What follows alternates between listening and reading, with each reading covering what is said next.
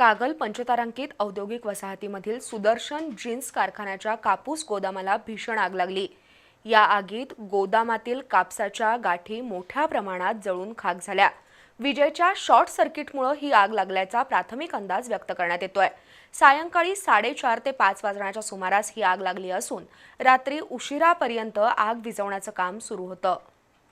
कागल पंचतारांकित औद्योगिक वसाहतीत मॅक चौक परिसरात सुदर्शन जीन्स हा कारखाना असून जीन्स कापडाचं उत्पादन इथं केलं जातं।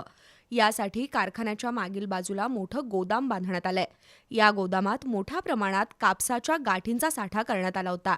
सायंकाळी 4:30 ते 5च्या सुमारास गोदामातून मोठ्या प्रमाणात धूर बाहेर पडू लागल्यानं आग लागल्याचं सुरक्षा रक्षक आणि कामगारांच्या निदर्शनास आलं।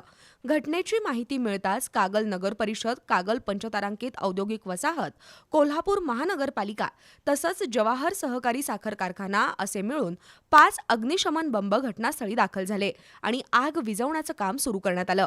गोदाम सर्व बाजूनी बंदिस्त असल्यानं आत मोठ्या प्रमाणात धूर साचला होता। त्यामुळं अग्निशमन दलाच्या जवानांना आगीवर नियंत्रण मिळवताना मोठी अडचण येत होती। अखेर जेसीबी मशीनच्या सहाय्यानं गोदामाच्या मागील बाजूच्या भिंती आणि पत्रे काढण्यात आले। त्यानंतर आत असलेल्या कापसाच्या गाठींवर पाण्याचा मारा करण्यात आला। मोठ्या प्रमाणात पेट घेतलेल्या कापसाच्या गाठी जेसीबीच्या सहाय्यानं बाहेर काढण्यात आल्या। या प्रयत्नांनंतर अग्निशमन दलाला आगीवर नियंत्रण मिळवण्यात यश आलं। मात्र आगीत नेमकं किती नुकसान झालं याची माहिती रात्री उशिरापर्यंत मिळू शकली नव्हती।